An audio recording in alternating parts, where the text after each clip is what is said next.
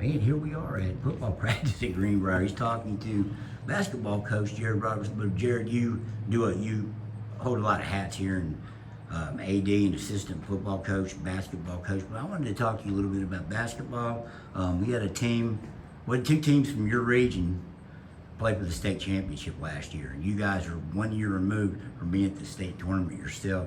That must speak volumes about this region in basketball. Yeah, our region's really tough. We sat down there in the state tournament and watched Greater Beckley and James Monroe just wearing teams out. And some of our kids was like, well, gosh, Coach, we played James Monroe as well as anybody did down in Charleston. Exactly. You know, we had some weaknesses, and James Monroe and Webster County and Greater Beckley all had a chance to take advantage of us. A lot of little things we need to improve on for next year. You have a guy I think that's going to be a star, and that's the younger McClung. Braden McClung. Just talk about him and the expectation. His brother Chase is gone. I mean, I would imagine this would be the year that he's going to come into his own and really take over for you guys. Yeah, Do you see it that way? He's a really good player. He's a lot like his brother. A little more guard oriented. Now Chase became a guard as he developed, but Braden's played guard for us his entire career. He's going to be a go-to guy for us. He can really get off the bounce. He can get to the rim and score. He's going to work on his outside shot a little bit. I think he's really working on that this summer. When you and beside him, I think you've got some size. Size at this level hard to come by. I think you've got some nice size coming back too, right? Yeah, Talk about those guys. Michael Canode's our kid in the middle that played really well last year. He was almost a double-double kid. Has really worked hard this summer too, working on his post game, working on his foul shots, rebounding. And then we got a lot of other guys to go with him. Chris Davis, Dale Boone. We got a young kid that's about 6'3" or 6'4", Asher Barkley. We got a lot of good pieces together for us around the basket. Well, when last year you knew that I think you'd lost some pretty good players from the year before that took you guys to the state tournament. Do you feel like after that year of getting these guys some experience, especially the guys coming back, do you feel like you're ready to rise to that level again? And again, the region's probably going to be tough, as tough a region as there is in the state, as evidenced by the state tournament. Right. Do you think you're ready to ascend back to that level with the guys you've got coming back? Well, you know, we lost two seniors in Chase McClung and Elijah Perkins that both played really well for us. We have to replace those. You know, Chase started for several years. Elijah did a great job around the basket for us. But we do have a lot of good pieces back. A lot of kids that played this summer, a couple young kids that I think is going to give us depth. I think we can legit go 9 or 10 deep, which helps the way we play. We're going to press, we're going to run, we're going to get up and down the floor. When you look around the state, and you guys, I think this summer played in a different. You even hosted your own event. When you look around the state, do you enjoy? And you guys have made some trips. Do you enjoy going to these other places and playing? And I mean, not only you represent your school before you represent anybody, but also for the region, this whole area. Well, we try to get away from our area in the summer some. Like this year, we took an overnight trip. We went upstate in Parkersburg. We played St. Mary's one night, went and spent several hours with Parkersburg South in a practice the next day and scrimmaged with their kids, working on some things. Their coaches up there are really awesome to us. Coach Fallon's amazing and all his staff.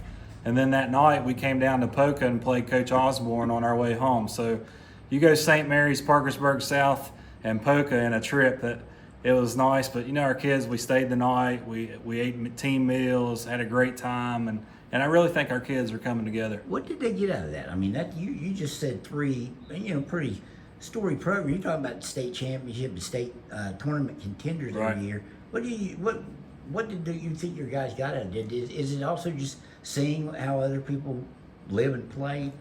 I mean, their program, what they have. You know, it's a good experience for your kids to get out. You know, some of these kids have never been to places like Parkersburg, but to see how other teams play, to see things that, you know, St. Mary's, we went in, they have a kid that's 6'7".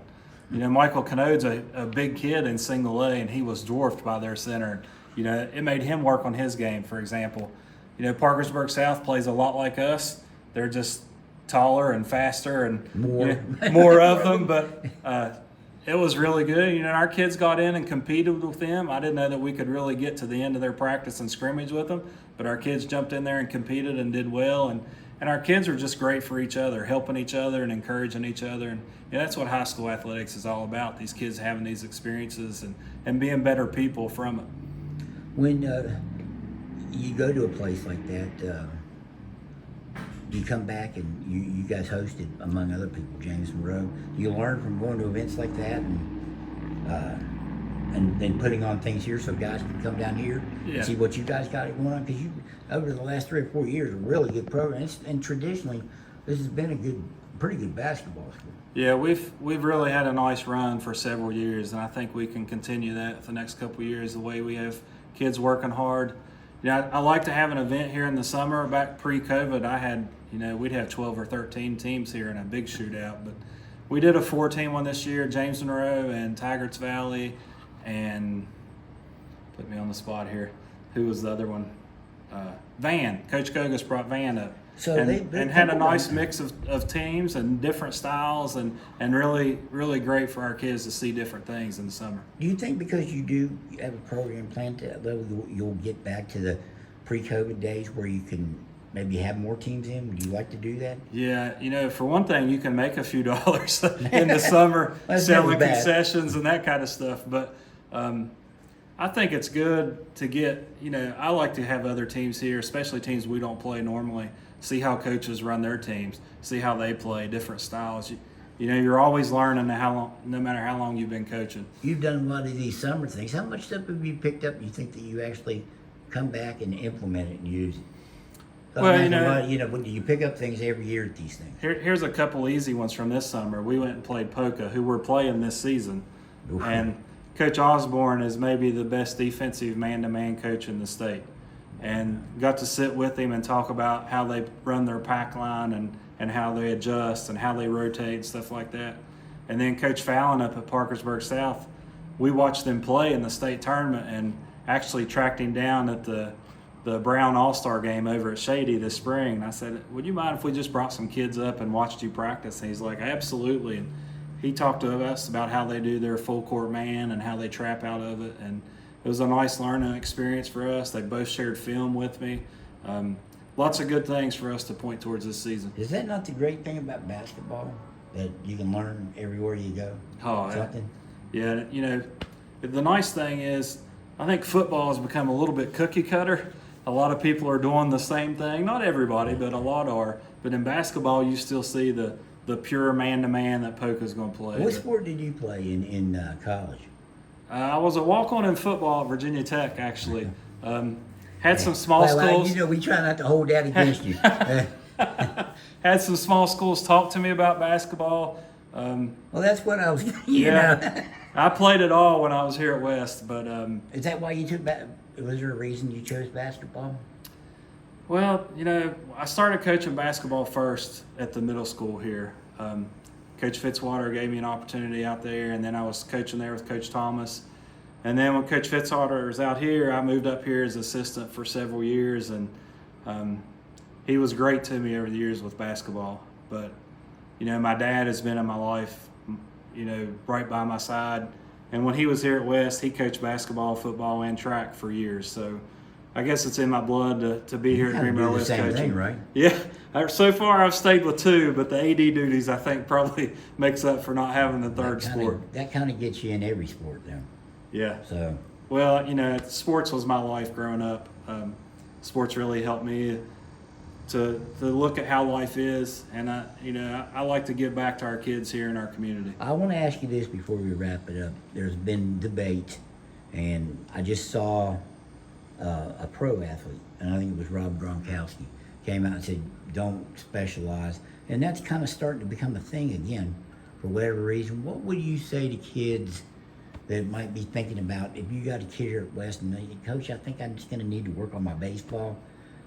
Chase McClung, the guy comes to mind, he played all 3. What would you say to them to try to tell them that they need to try to play 3 if they can and it works out?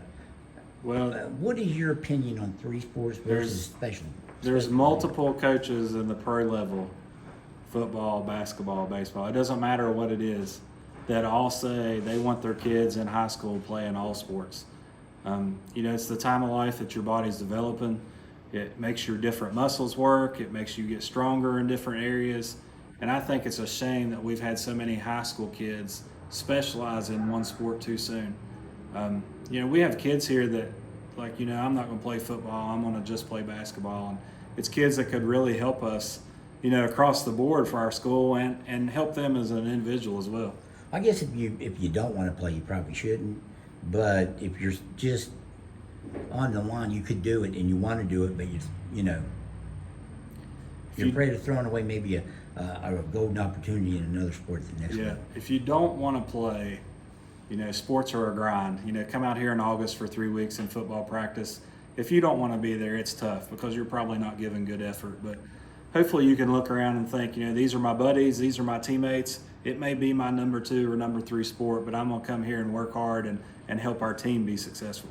Coach, I appreciate the time. Great Absolutely. stuff. Thanks for being here, Dave. Thank you, man.